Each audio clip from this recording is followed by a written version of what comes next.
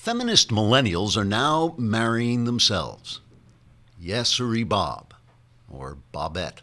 It's a new feminist trend in which lonely, bitter women who have wasted their lives on careers instead of relationships dress up in white and invite friends to a ceremony in which they commit themselves to live in holy matrimony with themselves.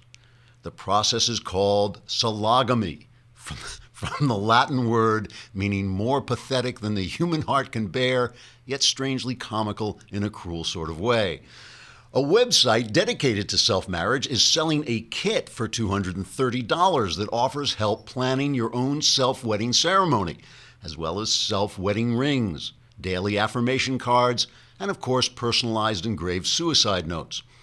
The website's founder, J.P. Smarmy, says, quote, "If I can make a few bucks off the wasted lives and misery of feminists who found out too late that everything they believe in is wrong, well, sign me up." At one recent sologamy ceremony, newly self-married feminist Susan Screamy offered a toast to the assembled guests, who included her broken alcoholic mother, several stuffed animals, and a book about Disney princesses she hides under her mattress and only takes out at night. Mrs. Screamy, formerly Miss Screamy, said in her toast, quote, "Thanks to feminism, I have never had a deeper or more important relationship than the one I have with myself. And I am so happy that myself and I finally overcame our fears and decided to get married. It's true that myself and I have occasionally had some troubles. Sometimes I find myself controlling and domineering, but then I tell myself that that's sort of a turn on for me, but then I accuse myself of just wanting to keep me pregnant and in the kitchen, and I shout back at myself, 'Don't kid myself. I really love that, so stop complaining.'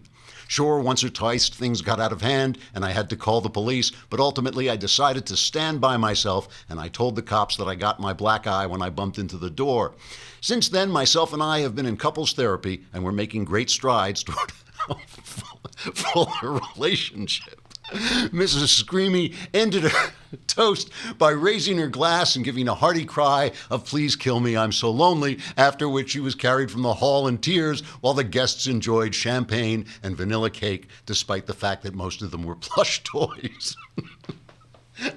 Another feminist who has decided to practice sologamy told her psychiatrist and the other patients in her group, quote, "Feminism taught me that I would be oppressed if I ended up doing menial chores that expressed my love for a husband and children who cherish me. So instead I have a career doing menial chores for a corporation and boss who wouldn't notice I was gone if I was run over by a truck. So I'm marrying myself so I can finally devote myself to someone who cares enough about me to at least despise me." Unquote. That is cruel. Feminist journals celebrated the new trend of sologamy, saying it brings feminism to its natural conclusion, namely solitude, sterility, and despair. Trigger warning, I'm Andrew Klavan, and this may well be the Andrew Klavan Show. I feel hunky-dunky, life is tickety-boo. Birds are winging, also singing hunky-dunky-doo. Ship-shaped, ipsy-topsy, the world is zippity-zing. It's a wonderful day, hurrah, hooray! It makes me want to sing. Oh, hurrah, hooray! Oh, hooray, hurrah! What sort of cruel, heartless man would laugh at a story like that? That is a true story. I got it off our own wonderful website, the Daily Wire. One of our best writers, if she's not our best writer, Amanda, I call her Amanda Presto. That's what she calls herself on Twitter. And I can't pronounce her real name, which is Prestigiacomo, right? Prestigiacomo? I don't know. But Amanda Presto, she's just a wonderful writer, and she has such a condensed sense of humor. She can really just put in a couple of lines and make it funny. That was not her article. That was my apt travesty of her article. It's Mailbag Day. It is Mailbag Day, and we will answer all your questions. Answers guaranteed 100% correct, and they will change your life. And oh no, what will happen then? But first, we have to talk about Blue Apron, which will also change your life and guaranteed for the better, because this is a way for you to bring restaurant-level meals into your own home. It's home cooking, but the food they give you is just, the food and the recipes they give you just create these restaurant-level meals. I've been eating it. It really is something else. It's the #1 fresh ingredient and recipe delivery service in the country. Its mission is to make incredible home cooking accessible to everyone. And as I say, they call it home cooking, but it's not what you think of as home cooking. It really is fancier. It's meals like beef teriyaki stir fry with sugar snap peas and lime rice. I mean, that's not what I think of as home cooking. That's what I think. I go to a restaurant for that. Baked spinach and egg flatbread with sauteed asparagus and lemon aioli, 3 cheese and baby broccoli stromboli with tomato and oregano dipping sauce, crispy salmon and roasted potato salad with pickled mustard seeds and creme fraiche sauce. If it sounds good, it really is good. And what they do is they can deliver it just about anywhere in the country, and they send you the ingredients, very simple recipe, and you get to cook. You actually get to cook it in the kitchen following the recipe, and they give you don't have to measure everything out because they give you just the right amount that you need. So your family can be together and cook and be in the kitchen and then eat this incredible meal. And it really is affordable. Meals, these restaurant level meals are less than $10 per person per meal. And this week's menu, if you check out this week's menu, you can get your first 3 meals for free with free shipping. I wish, if our audience had the level of intelligence of Shapiro's audience, they would just immediately go on. But I understand. You're listening to this show, so you're going like, free food? Do I want that? Yes, you want the free food. Go to blueapron.com/Andrew, and you will get the first 3 meals free with free shipping. You'll love how good it feels and tastes to create incredible home-cooked meals with Blue Apron. So don't wait. Go to blueapron.com/Andrew. Blue Apron, it's a better way to cook. So everyone is now yelling at me. I went home yesterday at lunchtime and I said to my wife, everyone on all sides is screaming at me. And she said, so you're doing your usual thing. I guess it's me. It's not you, it's me. One of our listeners, Jason York, sent this picture in. I love it. This is if you can't see it, it's that meme. Remember the dog drinking coffee saying, this is fine in a burning building? This is me drinking coffee surrounded by dogs, including a dog from a Trump supporting dog and a resistance dog and a media dog and a feminist dog with the feminist hat on. And they're all screaming at me and I'm saying, this is fine. So that's kind of my life at this point. So let's go on. The siege of Donald Trump continues. The siege. It's the media state Democrat siege against Donald Trump. Poor lonely Donald, which makes it very hard to feel sorry for him. But we'll try a little bit to feel sorry for him. The latest scandal.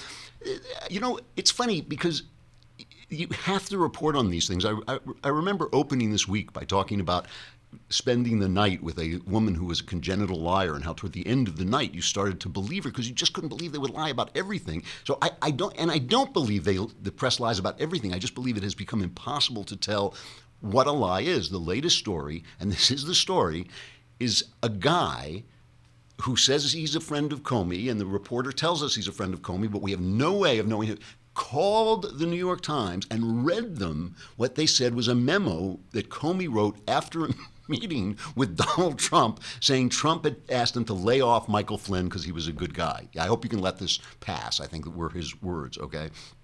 So that's a very serious thing. It depends how he did it. If he said, the guy's a great guy. I hope we can get past this. That's one thing. If he said, hey, I'm the president. Get over it. Don't investigate my friend Michael Flynn. That, of course, is a total other thing. And it may never have happened. And this is one of the things I want to talk about is the way these scandals, these so-called scandals, pile up. We start to assume each one is true. And even if we debunk one, it still creates this atmosphere of panic and that this whole place is blowing up. And of course, Trump, doesn't help himself because as I said about Trump, that he is a man who does seem capable of learning. But the one thing he doesn't seem capable of learning how to do is shut up, because the Republicans are running for their life. Here's Brett Baer yesterday saying he can't get anybody on the phone, even from the president's own party. The calls now on the Hill for, if there are tapes, to hear them, to see the transcripts, to have Comey testify. they are going to increase. We've tried tonight to get Republicans to come out and talk to us, and there are not Republicans willing to go on camera tonight as of yet, and we'll see if that changes. Does this story, before we confirm all of it, if it's confirmable, change the dynamic on Capitol Hill? I think it does. So, Brett, you gotta stick the microphone under the bed where the Republicans are hiding. You can't just walk around Capitol Hill because you can't find them anymore. And look, I can't. The Republicans tend to be like abused children. They've been hit by the press so long and so hard that they're like, oh, don't wake up, Daddy, because he gets mad. So they are a cowardly bunch, but. It's hard to blame them because every time they come out and say, oh, Trump didn't do it, or they echo a Trump denial, Trump then sends out a tweet saying, well, I did do it, but I did it for a good reason or whatever. And he just makes them look bad. So they don't want to be the guy. Nobody wants to be the guy to step forward in front of the camera. The White House denied the report. They said nothing untoward happened, but no name was attached to that. So it's just like they made it into a paper airplane, just threw it out the window of the White House and hopefully hit somebody. So we're now looking at several different scenarios. Okay, I can count a bunch of different scenarios, but let's take a look at some of them. One is the deep state and the media and the Democrats are basically besieging the president, trying to destroy him. That's number one. Two, Trump is an utterly Nixonian figure. The Trump is Hitler thing is pretty close to the truth, and basically these are patriots saving the country from destruction. Three is that Trump is on a steep learning curve. He doesn't know what he's doing. He thinks it's like, he doesn't understand yet that his words now carry the weight of a missile. They carry the force of a missile. He's the president of the United States. He's a bumbler. He's kind of, John Podhoretz wrote in the New York Post today, right now the very best you can say about Donald Trump is that he stinks at this whole president thing, in large part because he keeps creating trouble for himself and entirely on his own. And he goes on and says, yes, the media are against him and the Democrats want to scalp, but everyone inclined to indulge Trump in his self-pity about how he's being badly treated by others in Washington and badly served by his own staff is ignoring the basic facts of the political situation he is bungling at present like no one has bungled before. So that's another possibility, that he's just a bungler. And then a fourth possibility, of course, is a combination that the press, the deep state, and the Democrats have gone insane and are basically trying a slow motion assassination of this president, and Trump is in some way contributing to that. And of course, I think that I think is obviously somewhere along there is the truth. I mean, somewhere along, Trump is not handling this well. He has left the GOP. He's making a speech this morning at the Coast Guard graduation ceremony, and there's a little self-pity involved, but also a little triumphalism. Listen to what he says. Over the course of your life, you will find that things are not always fair. You will find that things happen to you that you do not deserve and that are not always warranted. But you have to put your head down and fight, fight, fight. Never, ever, ever give up. Things will work out just fine. Look at the way I've been treated lately,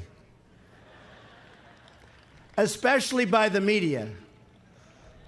No politician in history, and I say this with great surety, has been treated worse or more unfairly.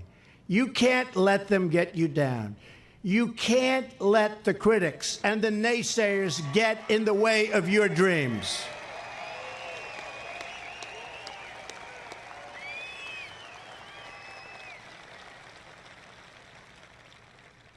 I guess that's why I won. Thank you. I guess that's why we won. No politician in history has ever been treated worse. I mean, I'm thinking Lincoln, like first one half of the country left. That was bad. That was bad. And then they blew his head off. Which also can put a dent in your day. I mean, so I mean that.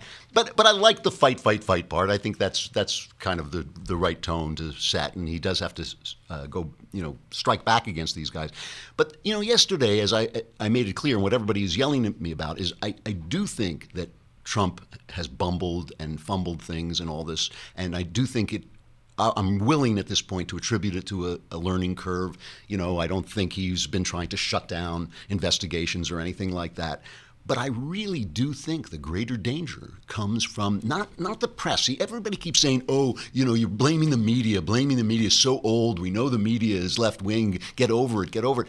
That's not the problem. That is not the problem. It's the combination of the media, the Democrats, and the state leaking on this guy. Let me show you. First, I got to say goodbye, unfortunately. I got a really good clip to show you, a really interesting clip that says exactly what I want to say.